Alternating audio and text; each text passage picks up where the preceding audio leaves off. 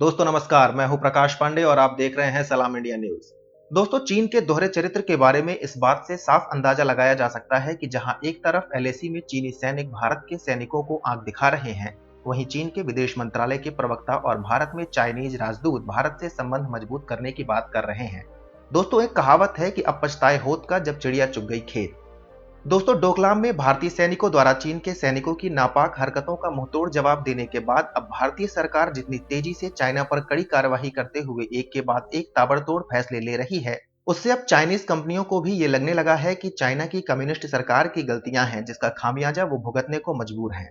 और आए दिन चाइनीज मीडिया भारत के सामने ये गुहार लगा रही है कि भारत के सख्त आर्थिक फैसलों से चाइना के साथ साथ भारत का भी नुकसान होगा, लेकिन अब भारत सरकार सीएआईटी के साथ मिलकर लगातार चीन को आर्थिक झटका दे रही है। सीएआईटी यानी confederation of all India traders ने पहले ही 500 वस्तुओं पर बैन लगा रखा है जो चाइना से आयात की जाती थी, क्योंकि इन सभी वस्तुओं का भारत के पास पहले से ही विकल्प मौजूद है।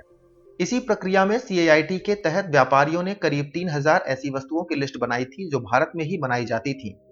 लेकिन जिनका बड़ा हिस्सा चीन से आयात किया जाता था, पर इसका विकल्प भारत में मौजूद था या तैयार किया जा सकता था। सीएआईटी ने कहा है कि भारतीय कंपनियां जल्द ही इनका विकल्प ढूंढें ताकि जल्द ही इन सभी चीजों का भी आयात रोका जा सके।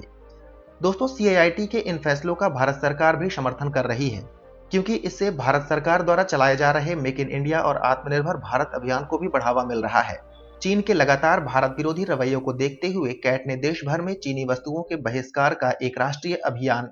भारतीय सामान हमारा अभिमान की शुरुआत की है। इसमें कैट ने दिसंबर 2021 तक चीन में निर्मित वस्तुओं के भारत में आयात को 1 लाख करोड़ रुपए कम करने का लक्ष्य निर्धारित किया है। सीएआईटी के राष्ट्रीय उपाध्यक्ष अमर परवानी ने भी इस बात की पुष्टि की थी।